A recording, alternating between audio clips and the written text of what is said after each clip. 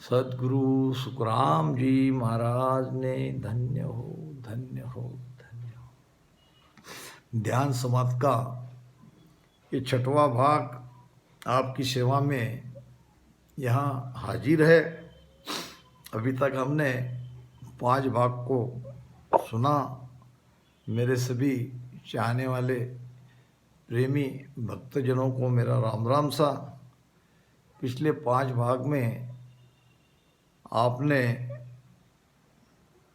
सुनकर जो मुझे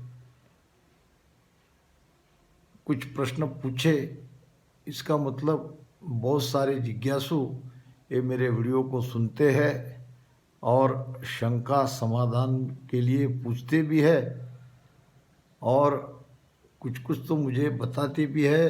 तो दोनों को मैं साधुवाद दूंगा, बहुत अच्छी बात है। तो अब तक हमने सुना पावन परसण शील जल तीन लोक नवनाथ वहाँ बिलम्या सुख राम के राग रूप भो भात। ये मन रूपी भंवरा या जीव रूपी भंवरा वहाँ विलमता है, जहाँ कई प्रकार के राग रागिनी सुनाई पड़ती है, शब्द की ध्वनि, और वहाँ का पवन शीतल जल है। शीतल जल के समान वो प्रश्न में आता है और ये सब 3 लोक में, सारे शरीर में, नवखंड में ये अनुभव होता है। और इसके आगे अब सुनेंगे ये ता चाला चालिया को अनुपम ख्याल। ये ता चाला चालिया करे अनुपम ख्याल। सन्मुख सच सुख राम के दसु द्रुगलिया पाल। पाल यानी रोकना, द्रुग यानी मजबूत, किले के समान अटल। और 10 क्या है? 5 ज्ञानेंद्रिया, 5 कर्मेंद्रिया। कौन कौन सी ज्ञानेंद्रिया है जिससे हमें ज्ञान होता है?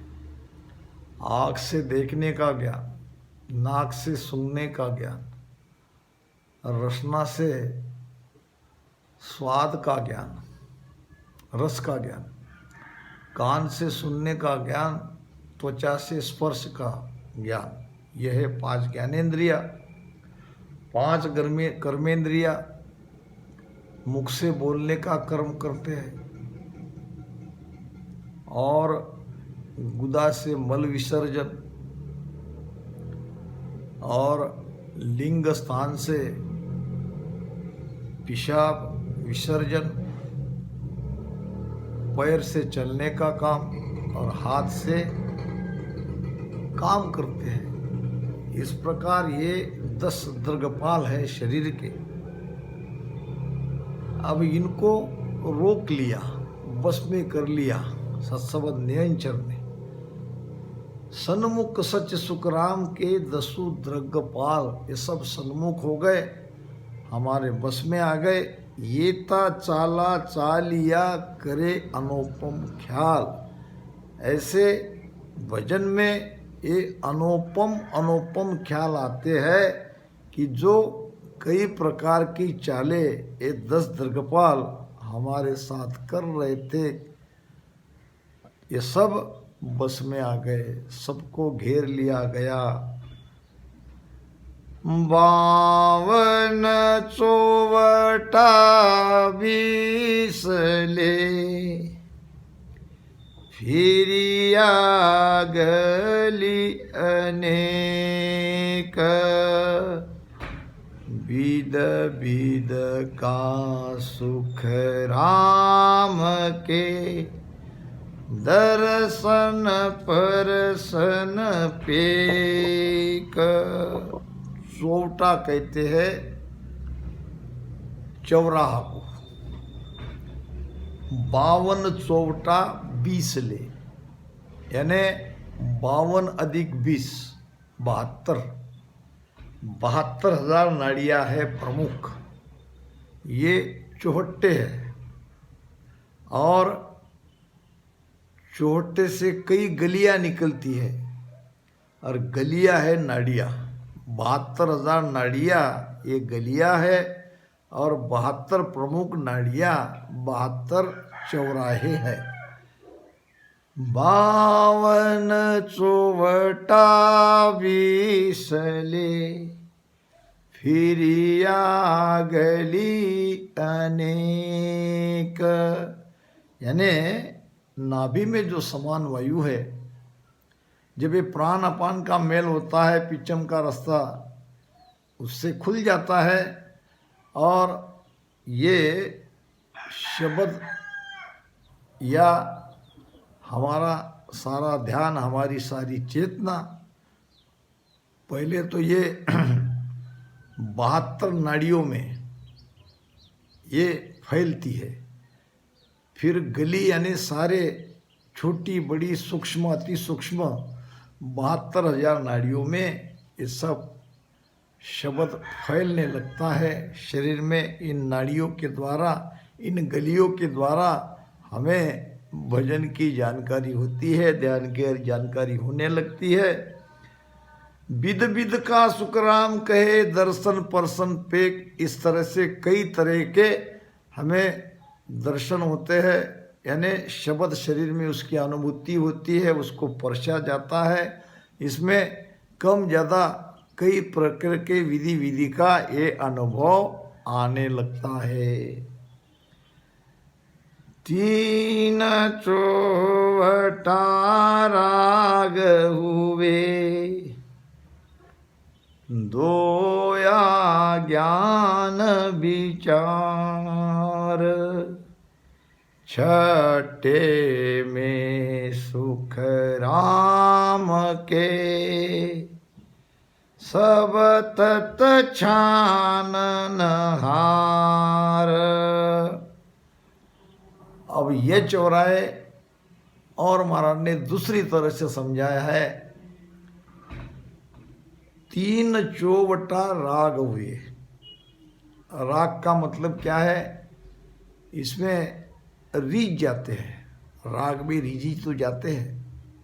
तो ये 3 चौराहे शरीर में कौन से है जहाँ हम रीझते हैं? पहला है कंठ, दूसरा है हृदय, और तीसरा है मध्य। कंठ, हृदय, मध्य, ये 3 स्थान जो है, 3 चौराहे जो है, यहाँ पे भजन में आनंद आता है, यानी हम उसमें रीझ जाते हैं, भजन करने में लीन हो जाते हैं। 3 चौवटा राग हुए, 2 ज्ञान विचार। अब नीचे के जो स्थान है 2, नाभि और ब्रह्मा, यहाँ हमें समझ में आता है ज्ञान का विचार होता है। क्योंकि नाभि से सारे शरीर में, रोम रोम में, रग रग में, इन नाड़ियों के द्वारा ये सारे शरीर में फैलता है। तो ये ज्ञान होने लगता है कि शब्द है, शब्द की अनुभूति होती भी है, और सारे शरीर में एक शरीर का समान अनुभव वो आता है। नख से चक तक, नक चक आपो सो जले। और दूसरा है ब्रह्मा स्थान, जहाँ वो पिछम का रास्ता खुलता है। ब्रह्म स्थान और गुदा के बीच में अंदर से वो शेष कमल बैठा है, शेषनाग बैठा है, नागिन जिसको कुंडलिनी भी कहते हैं। तो वहाँ आते ही वो ज्ञान होने लगता है। और जब छट्टे में यानी गुदा स्थान पर हमारा ध्यान जाता है तो वहाँ से पिच्चम का रास्ता खुलना चालू हो जाता है। तो तब हमें समझ में आता है कि ये पिच्चम का रास्ता क्या है। महाराज ने एक भजन में कहा भी है, गरजेगी गन धरन धुजाणी, जल बिन पवन रस पिया, नदियाँ चाली पिचम के गेले, नदियाँ चाली पिचम के गेले, सुरत सबद संग लिया, जोगिया गिगन मंडल घर किया। यानी गुदा स्थान वो महत्वपूर्ण स्थान है। 64 पाक चारता ऊपर जा गणपत का बासा, और खुलिया घाट पिछम का मार्ग किया मेर घर बासा। यानी वहाँ ये ज्ञान हो जाता है कि अब हमारा पिछम का रास्ता खुल गया, अब हमारी चेतना पिछम के रास्ते से ऊपर चढ़ रही है। ईड़ा पिंगला सुक्मणा वहाँ तीनों नाड़ियाँ है, और वहाँ से ये सुषुम्ना हमारी अब खुल गई। अब सुषुम्ना में हमारी चेतना अब धीरे धीरे ऊपर जाने लगी। ये तीनों नाड़ियाँ रीढ़ की हड्डी में है, ये रीढ़ की हड्डी मैं बता रहा हूँ, और ये तीनों नाड़ियाँ बता रहा हूँ। ये तीनों ब्रह्म और गुदा के बीच में है। यह सुक्मणा नाड़ी, और यहाँ पे 3.5 आटे मार के कुंडलनी बैठी है, जिसको नागिन भी कहते हैं। महाराज ने इसको शेष कमल कहा है, और शेष कमल को वो खुलते ही शरीर धुसता है, और धुसने का कारण वही है।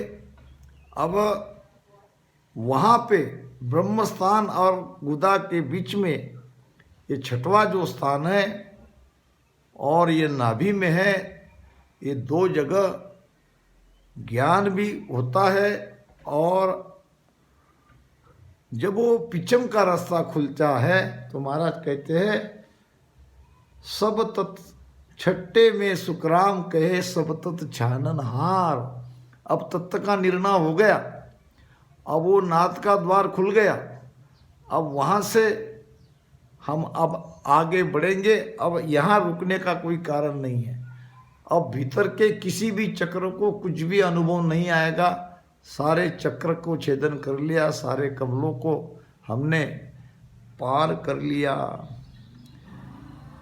2 या चौबटा ख्याल है, लीला भोग अनेक, बीसा में सुख राम कहे, सब जुग नाचे देख।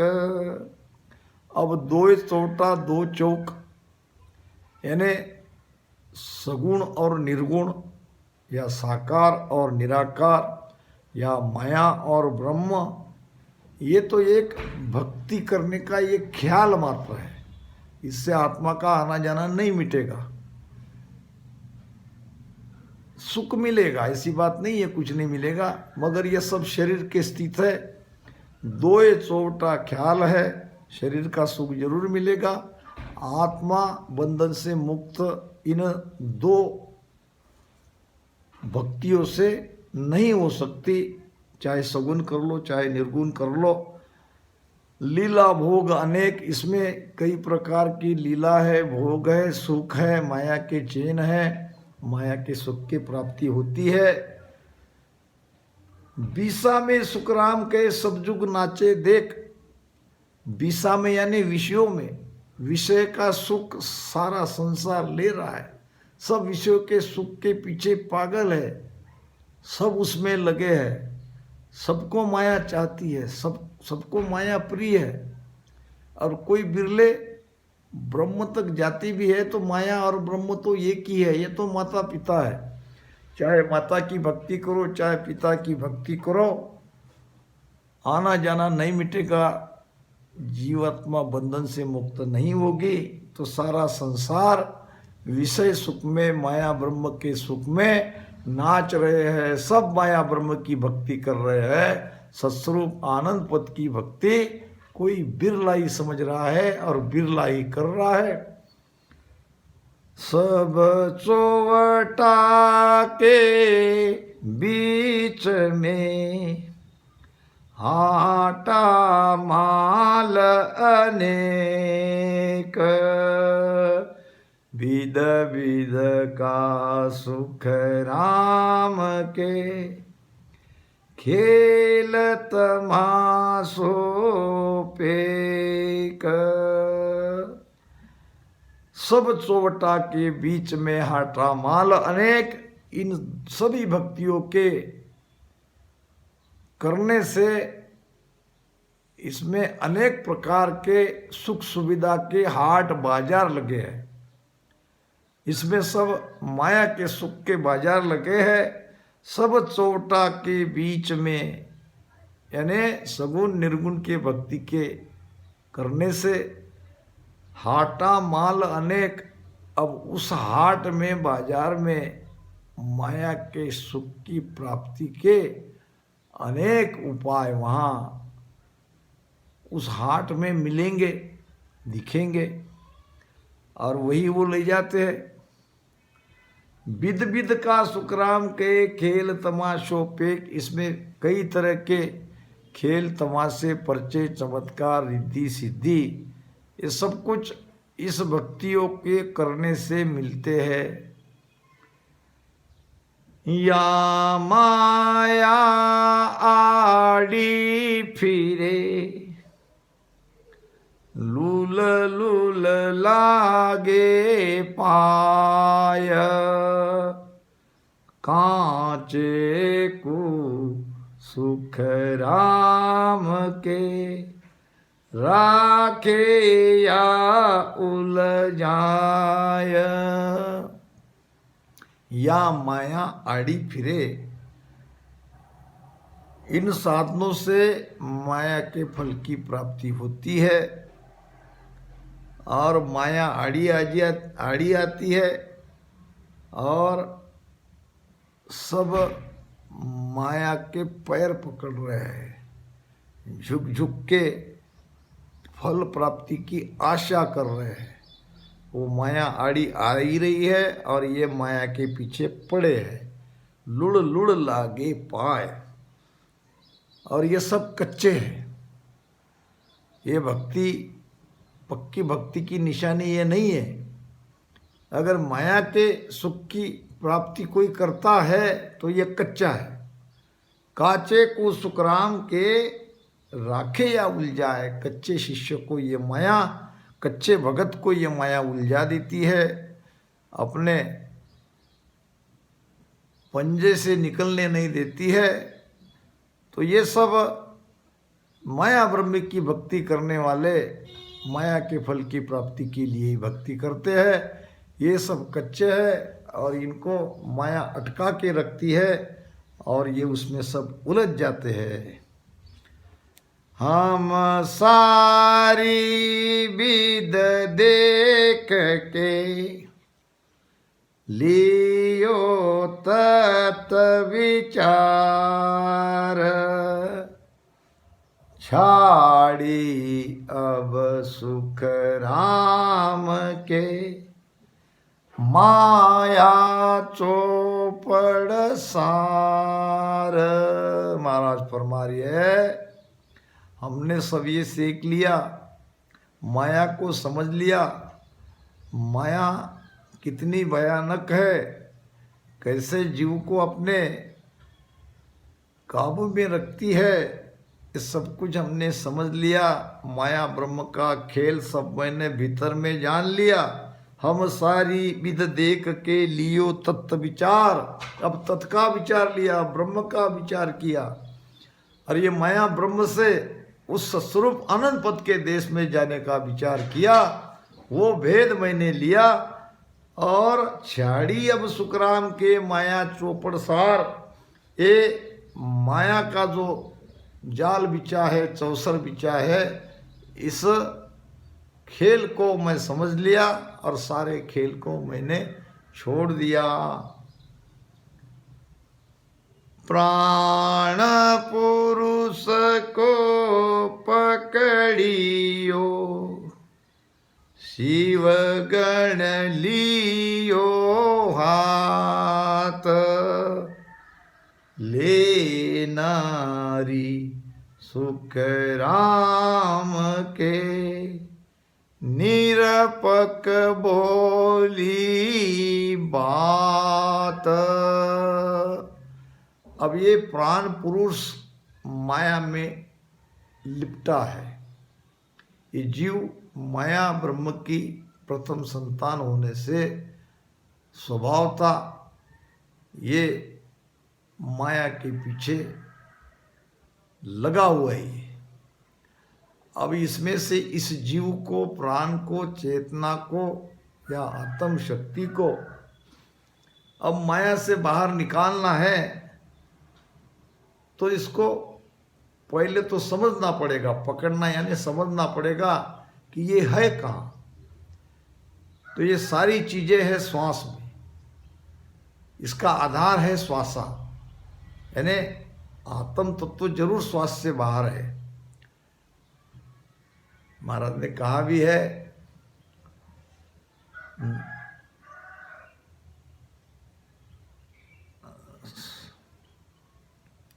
अच्छा चलो ठीक है, अब याद नहीं आ रहा है। तो कर्मा को मन जोए, तो ये इच्छा के आधार से ये श्वासा है। तो अब श्वासा से ही ये सब हम जान सकते हैं। इसीलिए श्वास उश्वास में भजन करना है, इसीलिए श्वास है तब तक ये सब जानने का उपाय है। श्वास खत्म होते ही हम नहीं जान सकते। तो महाराज कहते हैं कि अब प्राण पुरुष है कहाँ। ये प्राण पुरुष इस श्वासा में रम रहा है, अब इसको पकड़ना है।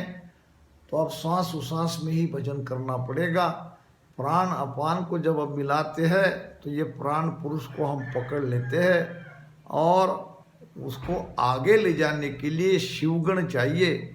अब शिवगण है नियंचर। शिव नाम यहाँ वो शिव नहीं है, शिव नाम परमात्मा, गण नाम उसका दूत, परमात्मा का दूत। नियंचर खांडो सुन होई, ओ ब्रह्म को नाम कहे नहीं कोई। ये नियंचर रूपी खांडा लेना पड़ेगा, और खांडे के साथ जब ले नारी सुखराम के निरपक बोली बात, ये श्रुति रूपी नारी ये शिवगण रूपी नियंचर के साथ लगी हुई रहेगी। तो ये प्राण पुरुष को हम पकड़ लेंगे।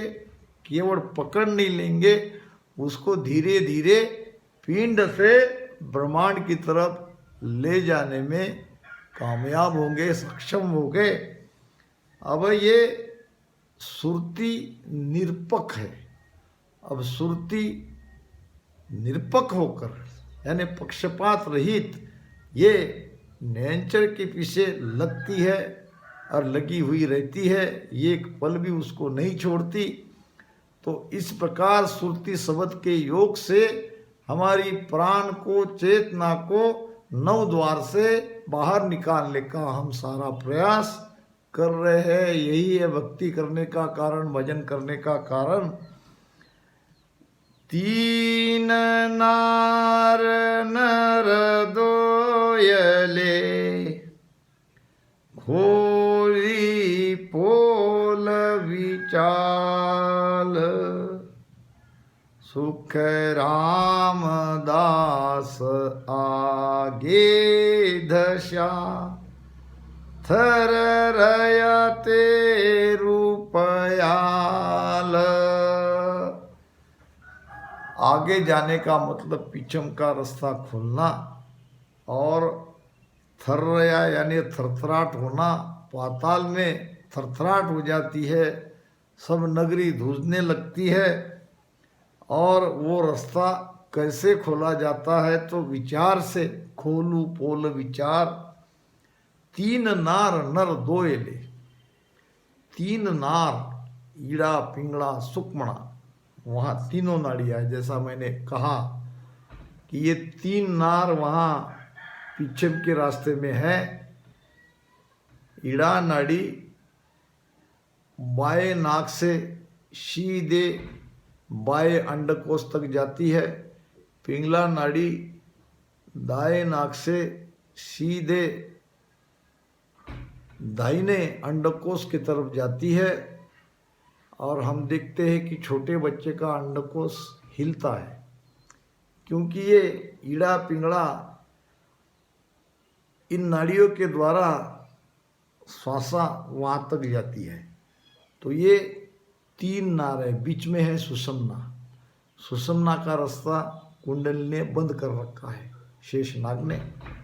अब ये तीनों नाड़ियाँ, यहाँ तक तो ईड़ा भी खुली है, सुकुणा भी खुली है। अब आती जाती सांस में भजन कर रहे हैं, कभी एक स्वर चलता है तो कभी दूसरा चलता है। अब ये दोनों सांस उसांस में जब भजन करते हैं तो दोनों बारी बारी से स्वर हमारा खुलता है। तो फिर तीसरा यानी सुषुम्ना का द्वार भी खुल जाता है। तो ये तीन नाड़ियाँ, तीन नार है और दो नर है, मन और प्राण। तीन नार नर दोयले, यानी प्राण अपान का प्राण और उसमें मन लगाना। और ये तीन नाड़ियाँ ये छठवां रास्ता पिछम का रास्ता खोल देती है। विचार पूर्वक इसको खोला जाता है। जब खुलता है तो सारा पाताल धुसता है। ब्रह्म जल मंड रूप ले, कोरम से सब खाण। सब धूजा सुख राम के, सगत सेहत बखान। बहुत बढ़िया ज्ञान महाराज यहाँ दे रहे हैं। हमारे उन तथाकथित ज्ञानियों को समझना चाहिए इस बात को कि ये कुंडलनी शक्ति यहाँ पे है। कि महाराज कह रहे हैं सगत सेहत चहु खान, चारों खानों का उद्गम यही है। अंकुर और जर, पिंड और स्वेदज, क्योंकि ये ब्रह्मस्थान से ही उत्पत्ति होती है। चारों खान का मूल यही है, यही शक्ति है कुंडलनी शक्ति, यानी हमारी आत्मिक शक्ति यही यहाँ पे बंद है। अब ब्रह्म जल मंड रूप ले, मेंढक, मेंढक के ऊपर कछुआ, कछुआ के ऊपर शेषनाग, शेषनाग के ऊपर ये सृष्टि, ऐसी रचना हुई है। तो ब्रह्म जल के ऊपर ये मेंढक बैठा है। अब ये मेंढक क्या है देख लो। नीचे जो गुदा और ब्रह्म स्थान के बीच में जो जगह है, बाहर के साइड में मेंढक के जैसी दिखती है और उसके ऊपर कछुआ है। तो वो 4 उंगल जगह ही कछुआ है और कछुए के ऊपर ये कुंडलनी शेषनाग नागिन बैठी है और ये रीढ़ की हड्डी के सबसे नीचे है और इसके ऊपर रीढ़ की हड्डी टिकी है। रीढ़ की हड्डी पे ये शरीर टिका है, यानी सारी शरीर रूपी सृष्टि उस कुंडलनी के ऊपर टिकी है। तो ये पाताल ही ब्रह्मजल है। वहाँ जो गुदा स्थान की जगह है वो मेंढक को समझो और उसके ऊपर जो 4 उंगल जगह है ब्रह्मस्थान और गुदा के बीच में वो है कछुआ और कछुए के ऊपर ये कुंडलनी नागिन। तो महाराज कहते हैं अब ये सब सृष्टि रचना में बात आई है और वहाँ की सृष्टि रचना में जो है जो यहाँ है, जो यहाँ है वो वहाँ है, वहाँ है जो यहाँ है। तो हमको यहीं की सृष्टि की रचना को समझना है, क्योंकि जाना है भीतर के रास्ते से ऊपर। तो ये सब सृष्टि कैसे रची गई ये बता रहे हैं।